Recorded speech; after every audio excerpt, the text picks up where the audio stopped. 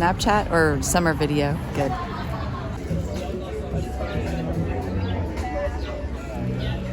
You almost made me spell it. The baby. Little baby. What's the other guy? Big baby. No, what is it? It's the baby and something else. The baby and little baby.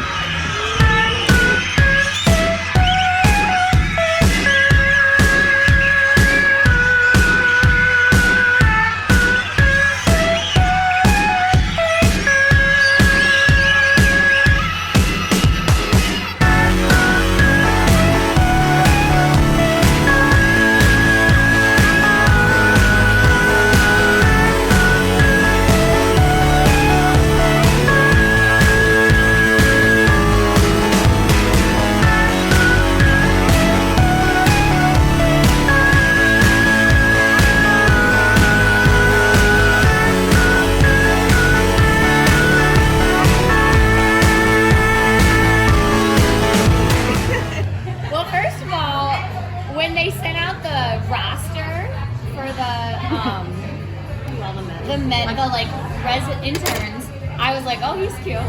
And I had already creeped him on Instagram.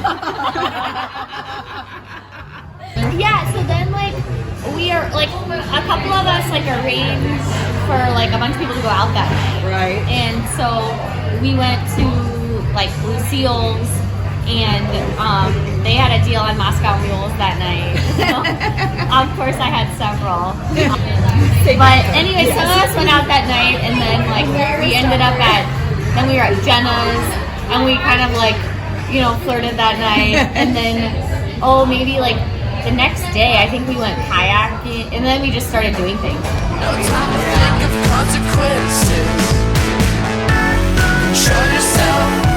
Take only what you need from it. A family of trees wanted to be haunted. Control yourself. Take only what you need from it. A family of trees wanted to be haunted.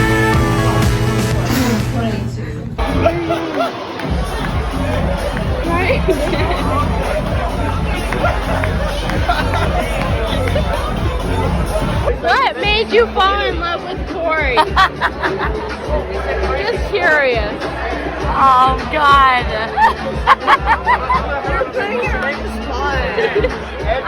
Corey is like the perfect combination of everything. Like he's so sweet and he's smart and he's cute and he's like so easy to talk to. I love everything about him.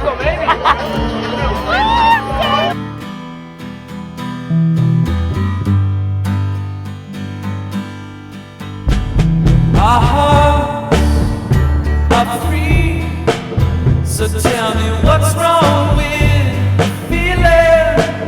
I'm a flower, you're a bee.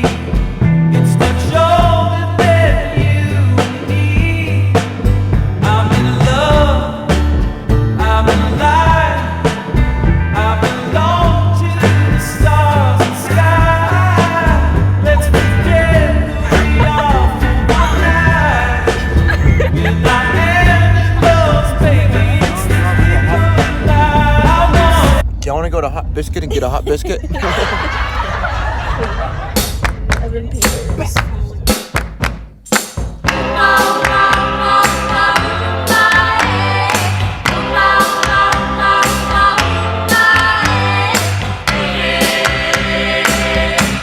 Vattene se vuoi, tanto non ti cercherò.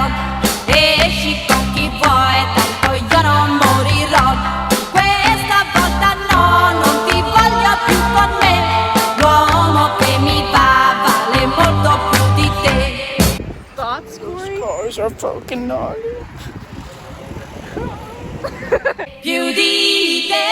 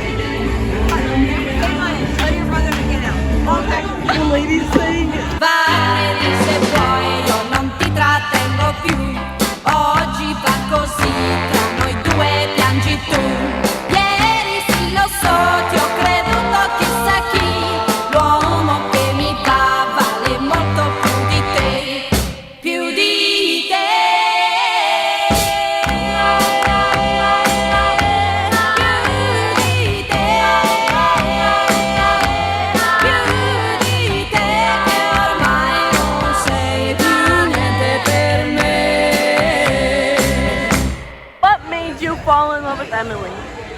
Her personality, her intelligence, and her will.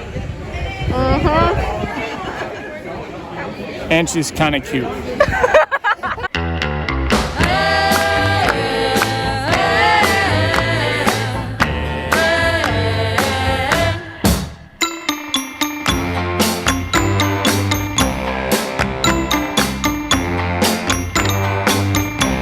Vattene se vuoi, tanto non ti cercherò. L'uomo che mi va vale molto più di te, più di te.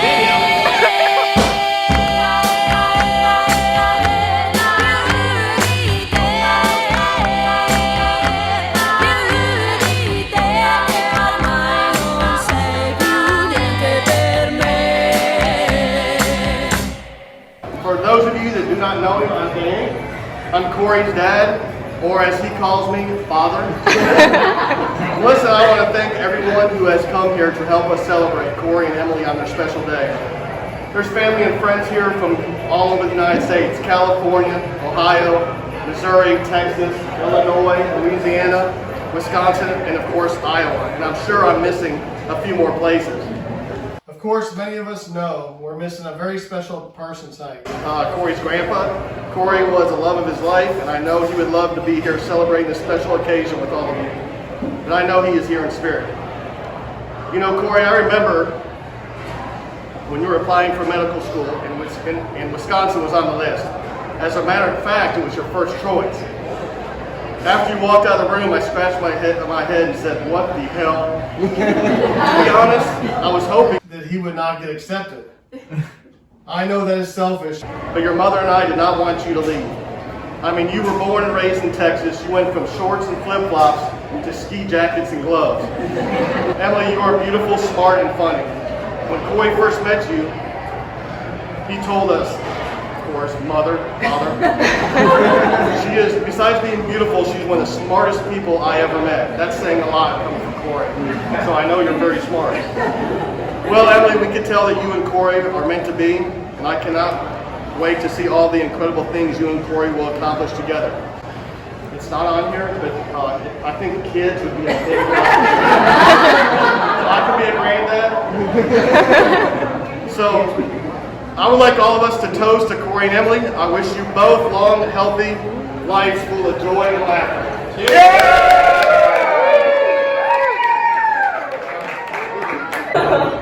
So I remember in elementary school, when I was little, like I had this one dream that Corey went off to college, and it was like super far away.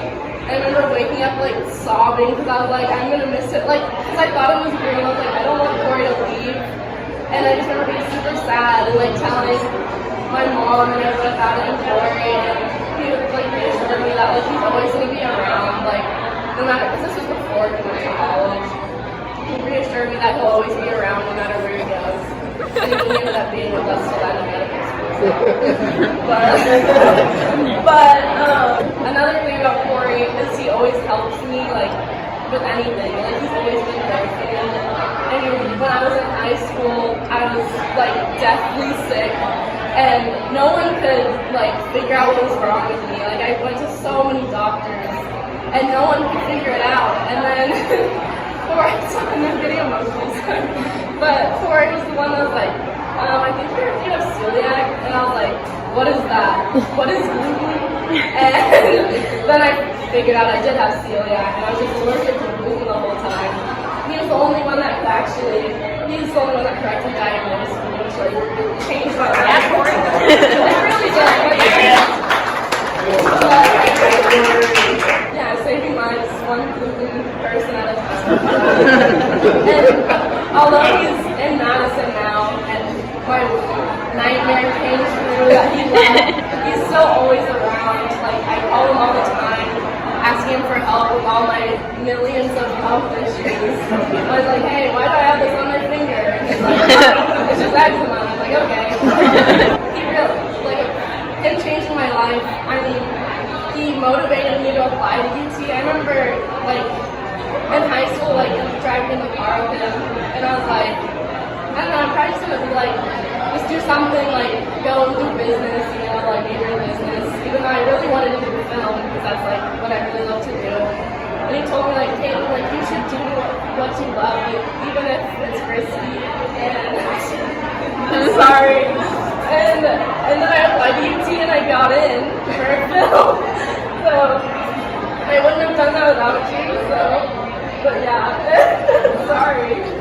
But yeah, he's just always been someone that I've looked up to ever since I was, like, since I can remember. And I'm just so happy that he found someone that inspires him. Like, he inspires me every day.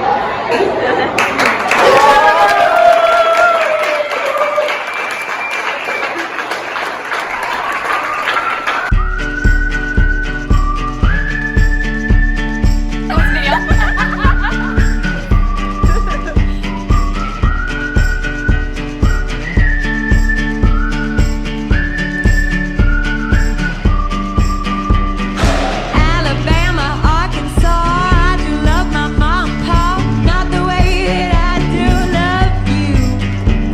Well, holy moly, real life, you're the apple of my eye. Girl, I never loved one like you.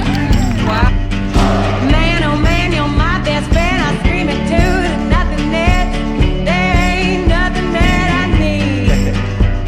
Well, hot and heavy pumpkin pie, chocolate candy, Jesus Christ, ain't nothing please me more than you.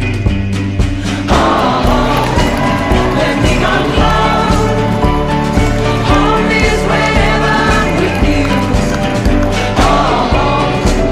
Let me go home. Home is wherever I'm with you.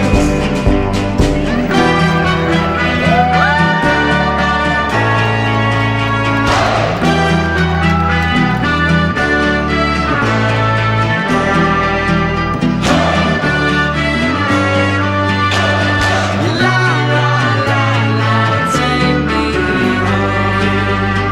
Mommy, I'm coming home.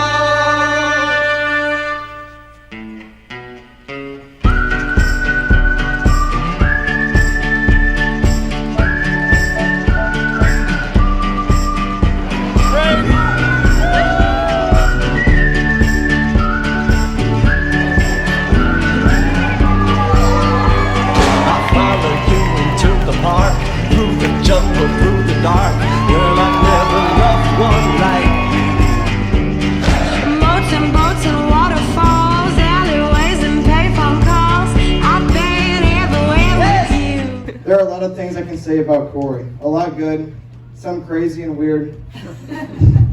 But tonight we're here to focus on the good.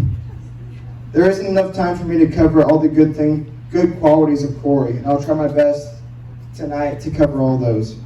He has a big heart, he's smart, and he's always made me feel like I have someone to talk to. If there was ever a moment that exemplified Corey's character, it's back whenever I was about 8 years old. We watched a scary movie. I was a big baby back when I was younger. And we watched a scary movie. I don't know if everybody's ever seen When a Stranger Calls. But it scared the hell out of me. And so that night I got scared, I got terrified. I brought my mattress in there for the night. One night turned into 2 nights. 2 nights turned to a few nights. A few nights turned into a week, and I actually ended up staying over there for over a month. This is only one of the many examples that shows how good of a brother Corey was and still is.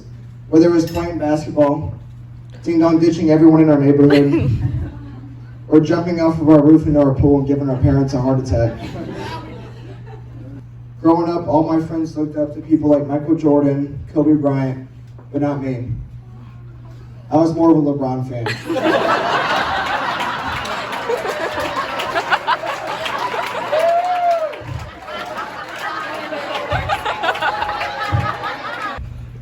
Noted speaker Matthew Kelly said that people we surround ourselves with either raise or lower our standards. They either help us to become the best version of ourselves or encourage us to become lesser versions of ourselves. He continued, we all need people in our lives who raise our standards, remind us of our essential purpose, and challenge us to become the best version of ourselves. Emily has always set the bar so high for herself and for those who spend time around her. She set an almost impossible example for our boys.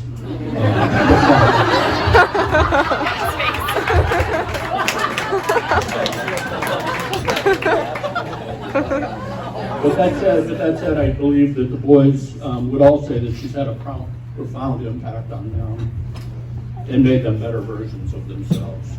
So, I've completely lost track of the number of times or reasons I've had to tell you I'm proud of you. You know, it's almost lost its meaning. You're truly an inspiration and an example to me, and I love you dearly.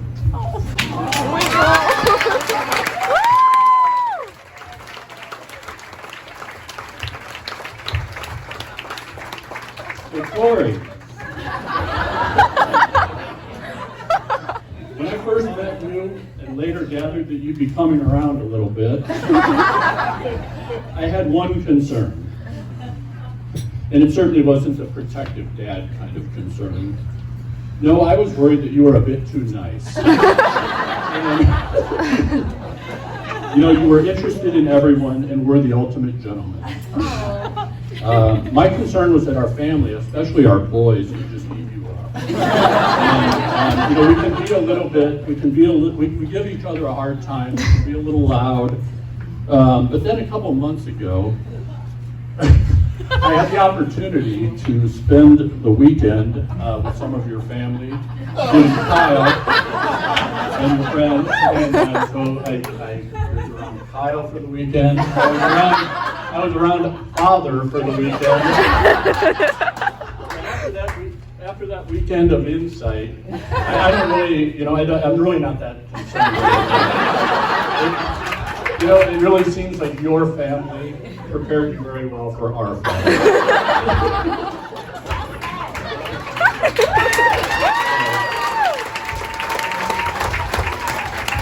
Last thing for tonight, Emily is as loyal a friend as you can imagine. That was never more clear than at Iowa and Iowa State football games in Iowa City, when she would yell at anyone who tried to give me a hard time for cheering for the other team. Aww. I can picture many moments of Emily yelling, "Hey, that's my best friend you're talking to." Aww. That was almost immediately followed by laughter and the promise that no matter who won the game, we would still be besties. I would say we have stuck to that promise. Emily, there are a million reasons more that I love you. You're the best friend a girl could ask for, and I'll always be thankful for our meeting on that day in kindergarten. Now on to Corey. I vaguely remember the early days of texting Emily that she had met a guy, but I will always remember one of the first times I met you. I remember looking over at you and thinking that you just fit. Corey joined seamlessly into our group of friends and had us all laughing as we played board games. Most importantly, he looked after our sweet Emily and truly made her laugh. If you've ever heard Emily's fake laugh, you know that it's clear when she doesn't really think something's funny.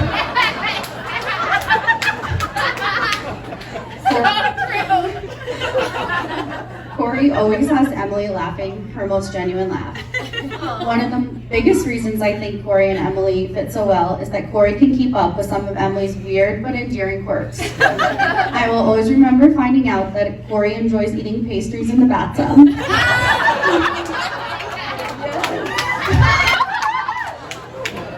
That may have been the moment I knew that they were perfect for each other.